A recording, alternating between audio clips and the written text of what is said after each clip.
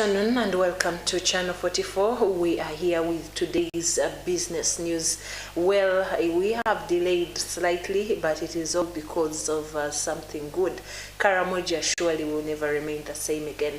I am Mercy Gashego Sembatia together with Noah Bill Clinton and Livingstone Kawesi for sign language to bring to you our business local news. To begin with, Japan commits more funding for infrastructure. The Japan International Cooperation Agency Executive Senior Vice President Dr. Janachi Yamada yesterday inspected the ongoing phase of the Kampala flyover and promised more funding for the project. Yamanda was accompanied by the Uganda National Roads Authority official led by its Executive Director Allen Kajina and Engineer Sam Muhozi, the Director of Roads and Bridges Development.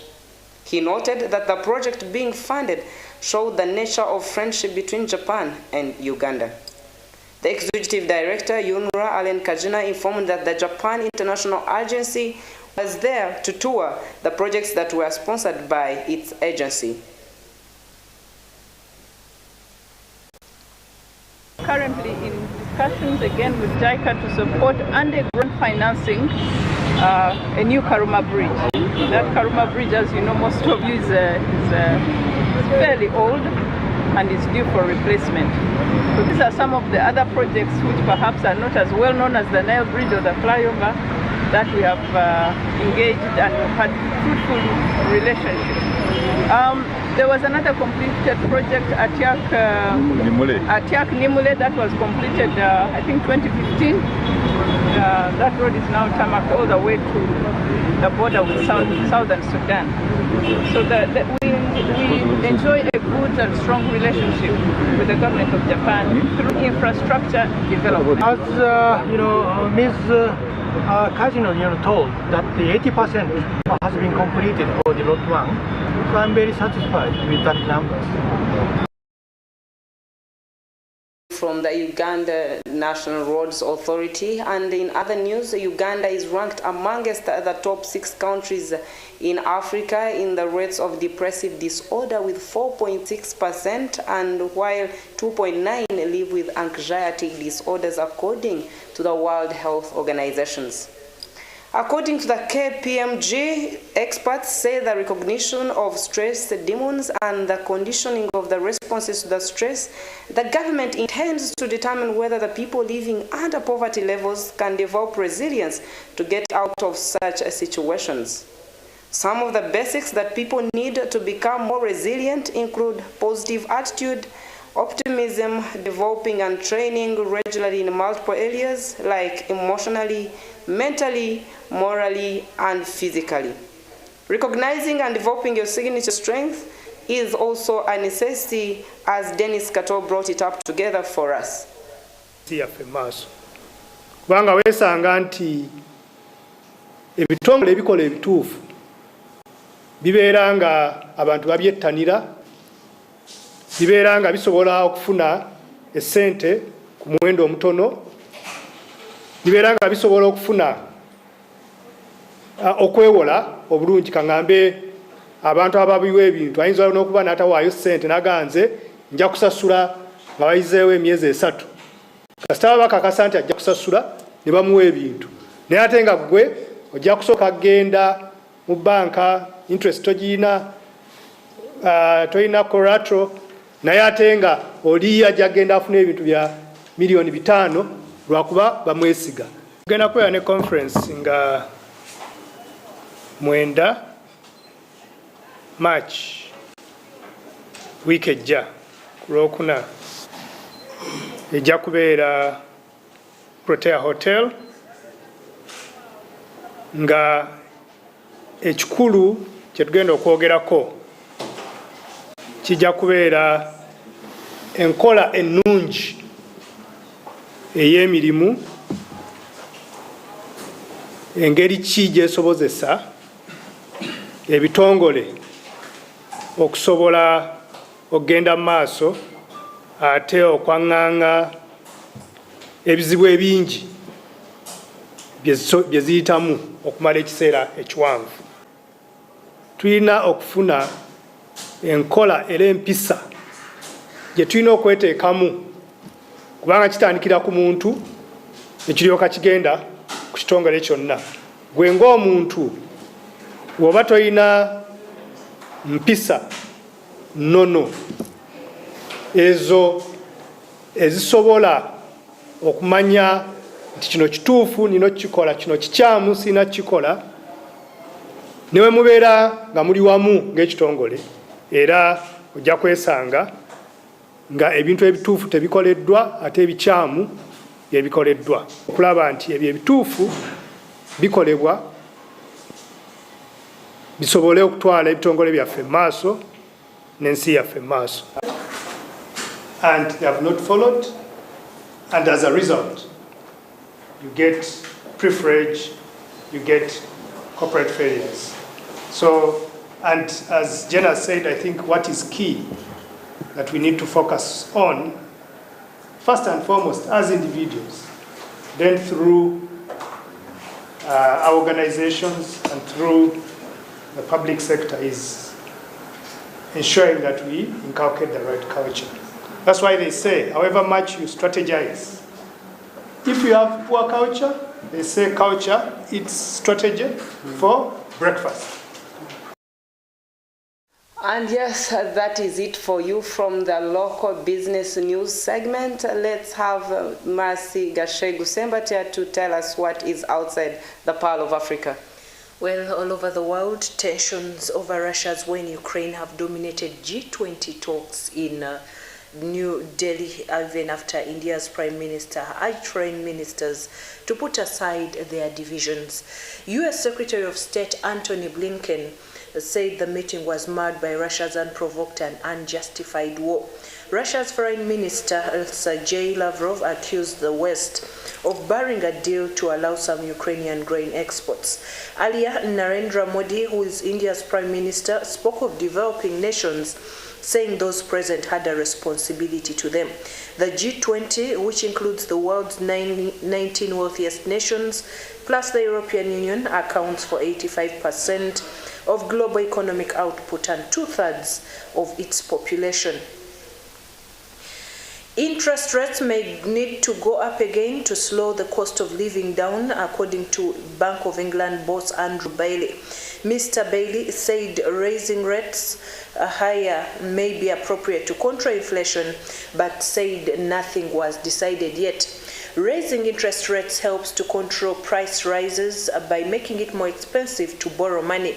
People tend to borrow less, spend less, and save more. The next rate decision is on the 23rd of March, and Mr. Bailey said the bank would assess the latest data before deciding. And drug giant Eli Lilly has announced a $35 cap on the monthly costs patients face for insulin in the United States, responding to outcry over the soaring cost of the diabetes medication. More than 8 million Americans use insulin to control their diabetes, according to the American Diabetes Association. Last year, the U.S. passed a law capping monthly costs at $35 for people who with a certain government health insurance. But for many with private insurance, the costs remain much higher. Eli Lilly said it would institute the cap on out-of-pocket costs for Lilly insulin users immediately as it prepares to cut the list price of two of its most commonly prescribed insulins, Humalog and Humulin, by 70% by the end of year.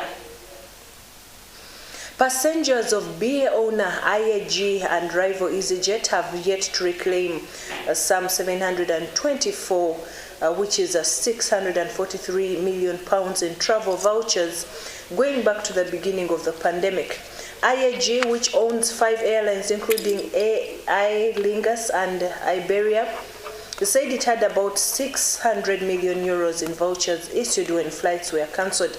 EasyJet's most recent results suggested it had £110 million in unclaimed vouchers. The practice of issuing vouchers attracted criticism because many people wanted a cash refund instead.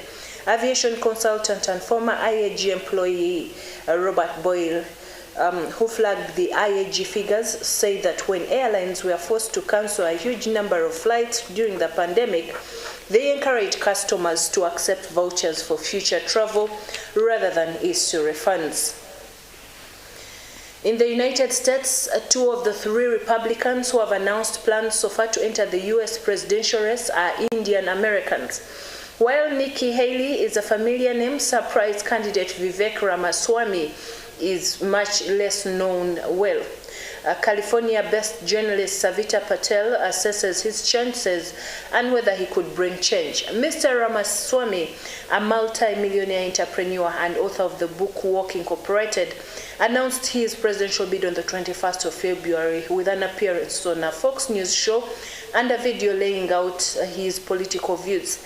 He wants to launch a cultural movement to create a new American dream based on the pursuit of excellence, and he says diversity is meaningless if there is nothing greater that binds the people.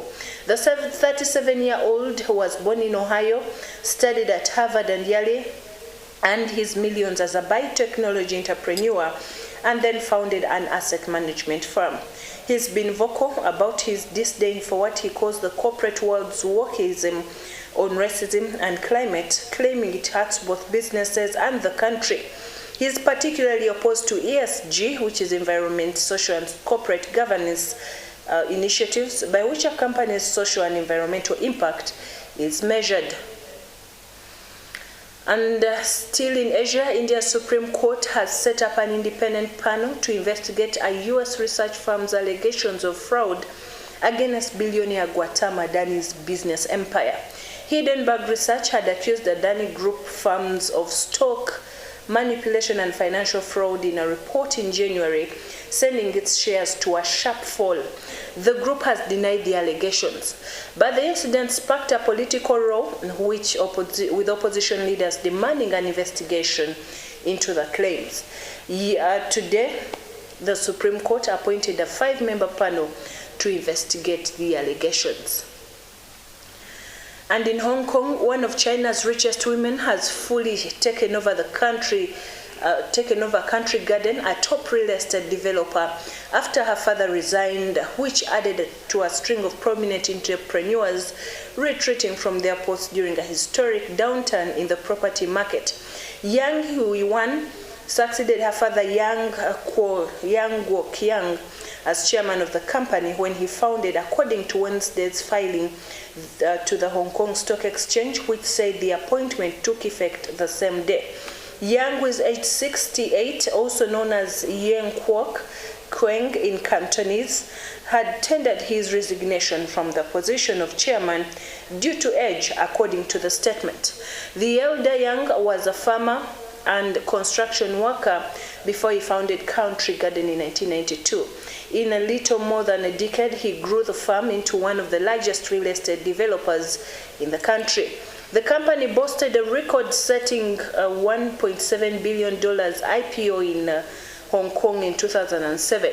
Last year, Country Garden was China's #1 developer by sales, which reached $67 billion. The younger Yang has served as a co-chairman of the company since 2018 and jointly managed the day-to-day operations with her father. And finally, Starbucks illegally fired 6 workers in New York State in a pushback against unions, according to a U.S. National Labor Relations Board judge. The judge says the firm committed egregious and widespread violations of federal labor law and its stores in the cities of Buffalo and Rochester. The coffee chain has been ordered to rehire the ex-workers and compensate others who were affected. In response, Starbucks said its actions were lawful and in line with the policies. They say they believe the decisions and the remedies ordered are inappropriate given the record in this matter and are considering all options to obtain further legal review. Well, that is it from Mercy Gachagua Sembatia from the international or outside the seas of Kampala, Uganda. We continue to remind you about South Sudan. South Sudan, we are coming for you. Abuna Kayanja on 4th to 6th is coming for you. Great and mighty signs shall happen in that land. We are so, he says, I love how he quoted it, that we came with food last time, but now we are coming with a spiritual food. So please make sure you attend, advise friends who are in that nation to be part of it. And then, of course, we shall be airing live these things on our platforms. But then on 8th March, that is Wednesday, Women's Day, Dr. our mother of this ministry calls upon all of us, all the women of this nation, to come and be part of this healing service. Come and discover yourself. Come and quench your thirst from the Miracle Center Cathedral. She is calling upon all the women, all the mothers of this nation. And then, of course, I am so interested about what is happening in the dream interpretation. I was so amazed by the testimony of that girl who had visited the sheikh. I was so amazed. Please come and be part of this program. Come and be part of this service, the dream interpretation. Know what God is talking about in your dreams, what He's telling you about, what purposely it means to dream while you are dreaming. And of course, all these things make a lot of meanings when you know where to find us, when you can advise those people that haven't known how to get us on different media platforms. On DSTV, we continue to inform you that we are on 297, and then for GoTV, we are on 812 Star Times, we are on 290, and then Zuku TV, we are on 056, Azam TV, we are on 152, and then free to air, we are on 12. Also, those who travel with their televisions on phone, we got you covered. On your TV, we are with you. Afro mobile app, we are also there. And then Airtel TV, we also came for you. StarTime Satellite, I tell them to find us on 468, all in the names of Channel 44, the best name in television. Mercy. Well, I need to emphasize the Women's Prayer Day that is happening on 8th of March, which is next Wednesday here at the Miracle Center Cathedral. It's, by the way, not only for women, but also men, those who need to pull down altars, who need to spend time in the presence of God, who need to spend a day in prayer here at the Miracle Center Cathedral. We will be led by our very own Pastor Jessica Kayanja, who is a renowned prayer warrior. And our lives and families surely will not remain the same again. It is a whole day. Come fasted, come ready to break your fast with us. There will be plenty of food, plenty of praise and worship, plenty of prayer, and your life will not remain the same again. The Big Tunes program is up next with D.